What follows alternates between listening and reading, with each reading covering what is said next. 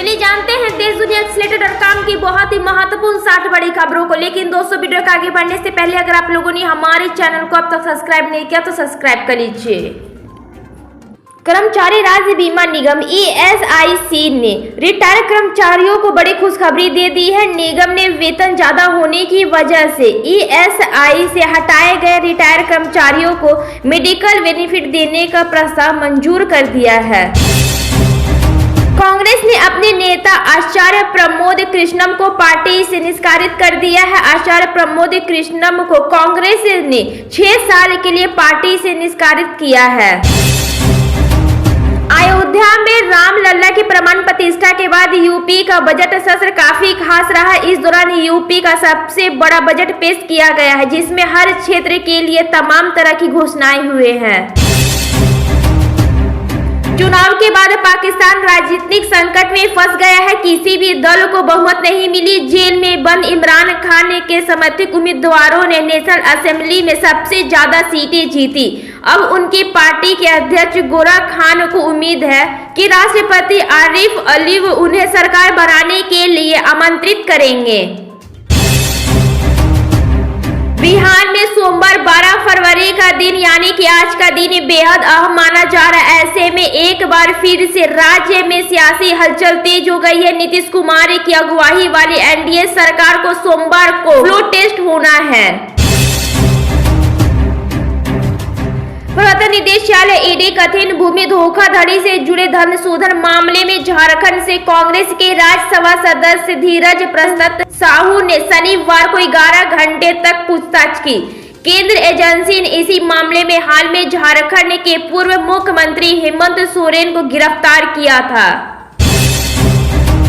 अप्रैल मई महीने के दौरान देश में लोकसभा चुनाव की संभावनाएं हैं। चुनावों के ऐलान से पहले राजनीतिक दल तैयारियों में जुटे हैं। कई दलों ने कई सीटों से अपने उम्मीदवारों का ऐलान भी कर दिया है।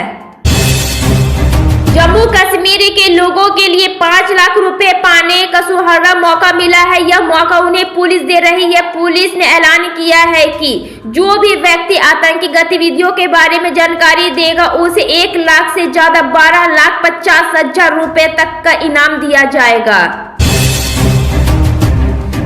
उत्तराखंड के हल्द्वानी हिंसा में 5 लोगों की मौत हो गई है। वनभूपुरा में आसपास इलाकों में तनाव है। लोग अपने घरों में कैद, इंटरनेट बंद कर दिए गए हैं। पुलिस फोर्स पल पल की निगरानी रख रही है। प्रधानमंत्री नरेंद्र मोदी मध्य प्रदेश के झाबुआ के दौर पर रहेंगे। इस दौरान वे करीब 7,500 करोड़ रुपए की विकास परियोजनाओं को राष्ट्र को समर्पित करेंगे और आधारशिला रखेंगे। इसके अलावा विशेष पिछड़ी जनजातियों की महिला लाभ स्थितियों को आहन अनुदान की मानसिक किस्त विकसित करेंगे। बीजेपी के राष्ट्रीय अध्यक्ष JP नड्डा 11 फरवरी को ही तमिलनाडु में भाजपा की एक रैली को संबोधित किए हैं। कश्मीर हिमाचल प्रदेश में शीतलहर चली तो पंजाब, हरियाणा, राजस्थान, दिल्ली में कोहरे का असर दिखाई दिया। हालांकि शीतलहर और कोहरे का कहर अब कम होता दिखाई दे रहा है। किसानों के दिल्ली चलो मोर्चे को लेकर के केंद्र सरकार की चिंता बढ़ती जा रही। इसे लेकर सतर्कता बरतने के साथ साथ तैयारियां की जा रही है। इसी बीच 3 केंद्रीय मंत्री 12 फरवरी को यानी कि आज के दिन ही किसान नेताओं के साथ बैठक करेंगे। अंतरिक्ष के अंत रहस्यों को उजागर करने और धरती के अलावा दूसरे खगोलीय पिंडों के सफर में भारतीय अंतरिक्ष अनुसंधान संगठन ISRO दुनिया के दूसरे देशों को तो टक्कर दे ही रहा है।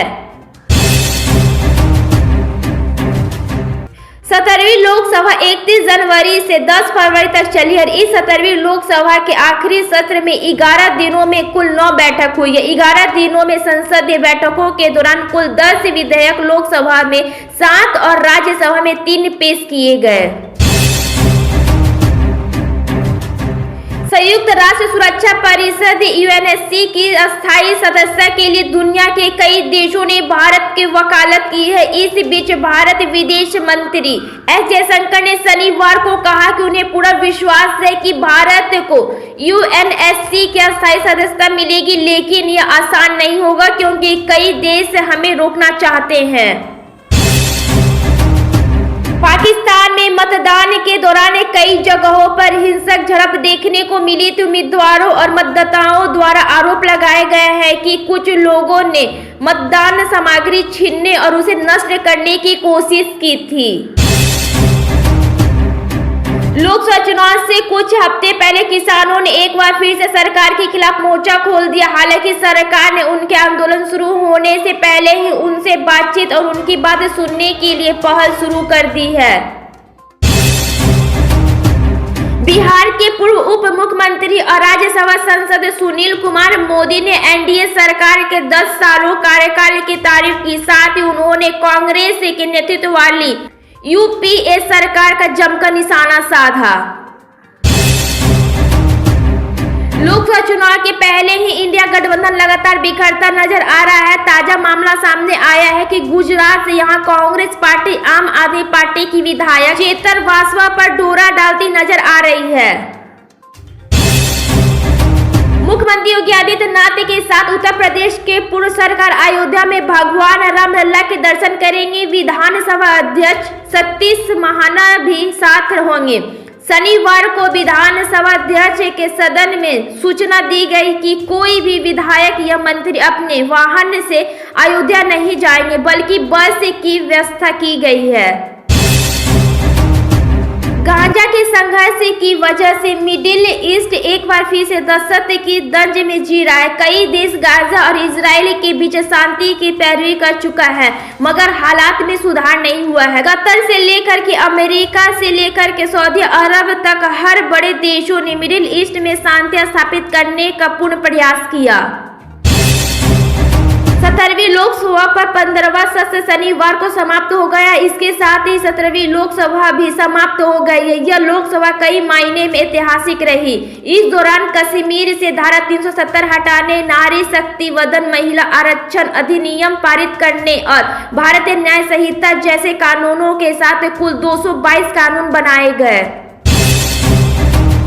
सिक्किम में एक बहुत बड़ा हादसा हो गया है। रानीपुर में एक कार्यक्रम के दौरान एक मिल्क ट्रक ने 3 कारों में जोरदार टक्कर मार दी। इस हादसे में कम से कम 3 लोगों की मौत हो गई है, जबकि 20 लोग घायल होने की खबर है। देश में 561 कैदी मौत की सजा से झेल रहे हैं। यह आंकड़ा 2015 से लिहाज है 45.71% अधिक है। नेशनल लॉ यूनिवर्सिटी नई दिल्ली में प्रोजेक्ट 39A द्वारा प्रकाशित एक रिपोर्ट जारी की गई, जिसका शीर्षक भारत में मौत की सजा है। पाकिस्तान में चुनाव के नतीजे आने में काफी समय लग रहा है। इससे कोर्ट की परेशानी भी बढ़ती जा रही है। मतदान के 2 दिन बाद भी सभी सीटें के नतीजे सामने नहीं आए। प्रधानमंत्री नरेंद्र मोदी ने आज के दिन ही पार्टी के प्रमुख विचारक पंडित दयानंद उपाध्याय को उनकी पुण्यतिथि पर श्रद्धांजलि अर्पित करते हुए कहा कि उन्होंने भारत सांस्कृतिक और विरासत को केंद्र में रखकर देश को आगे ले जाने का उन्होंने रास्ता दिखाया। उत्तर प्रदेश के सीएम योगी आदित्यनाथ ने नई दिल्ली से डॉक्टर अंबेडकर इंटरनेशनल सेंटर में आयोजित सुशांत महोत्सव 2024 में कहा कि प्रदेश सरकार के 7 वर्ष पूरे होने जा रहे हैं। मध्य प्रदेश के मुख्यमंत्री मोहन यादव इस समय प्रदेश दौरे पर आए। प्रधानमंत्री नरेंद्र मोदी के साथ राज्य के विकास कार्य को लेकर के चर्चा में है। सीएम मोहन यादव आज के दिन ही पीएम मोदी के साथ कई कार्यक्रम में हिस्सा लेंगे। बिहार में मुख्यमंत्री नीतीश कुमार की अगुवाई वाली नई सरकार की शक्ति परीक्षण से पहले पक्ष और विपक्ष को अपने विधायकों के छिटकने का डर सता रहा है और इस वजह से उन्हें एकजुट रखने का वकायत भी लग गया है। उत्तराखंड विधानसभा द्वारा समान नागरिकता संहिता विधेयक पारित किए जाने की पृष्ठभूमि में पूर्व मुख्यमंत्री हरीश रावत ने कहा है कि देश में केंद्र स्तर पर यूसीसी लाने की योजना को ठंडे बस्ते में डाले जाने के बाद भाजपा इस विधेयक उत्तराखंड में लाई ताकि आगामी आम चुनावों के दौरान महंगाई, बेरोजगारी जैसी असली मुद्दे से जनता का ध्यान हट जाए। वित्त मंत्रालय की ओर से तैयार ये श्वेत पत्र 2004 से 2014 के बीच कांग्रेस की अगुवाई वाली यूपीए सरकार और 2014 से 2024 के बीच बीजेपी की अगुवाई वाली एनडीए सरकार के आर्थिक प्रदर्शन की तुलना करता है।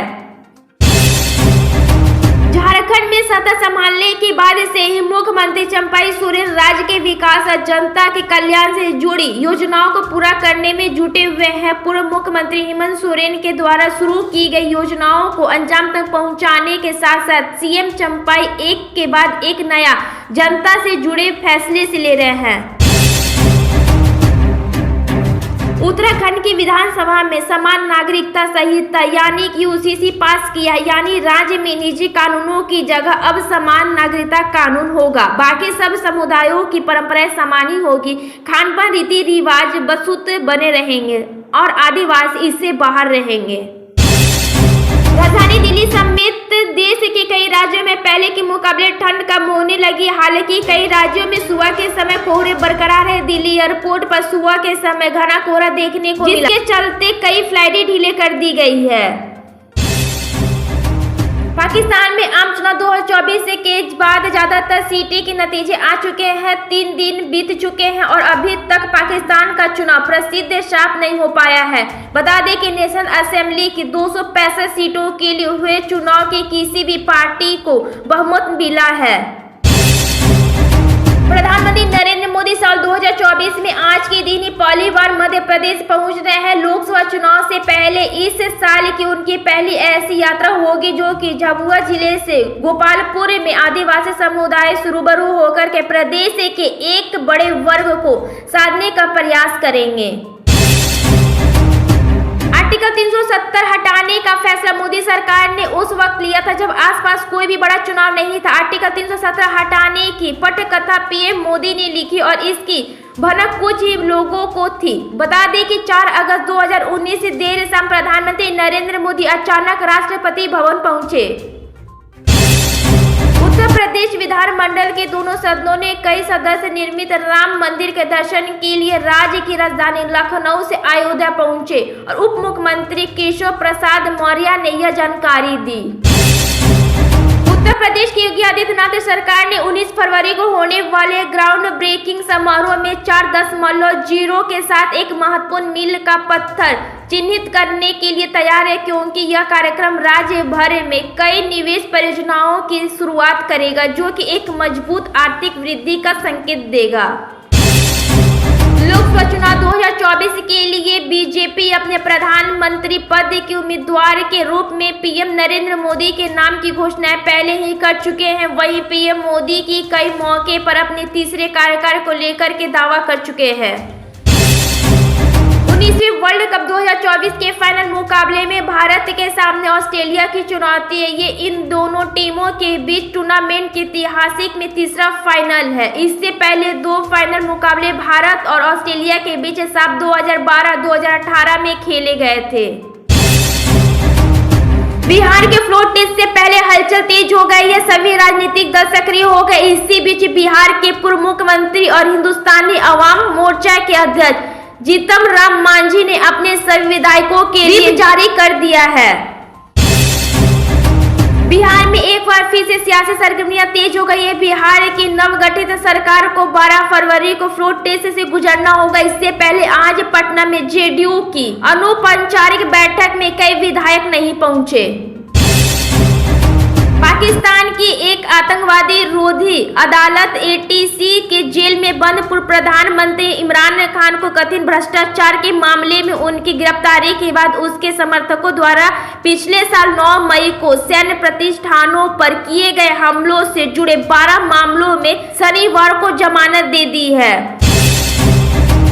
लोकसभा में जारी बजट सत्र में अयोध्या में राम मंदिर निर्माण पर चर्चा हो रही है। इसमें प्रधानमंत्री नरेंद्र मोदी ने भी भाग लिया। इस दौरान पीएम मोदी ने कहा कि सरकार के 5 साल देश में रिफॉर्म, परफॉर्म और ट्रांसफर के रहे हैं।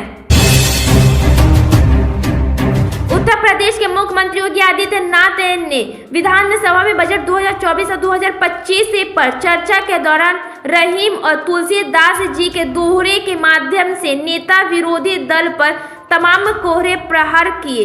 2016-2017 के मुकाबले 2024 और 2025 के बजट की तुलना भी की।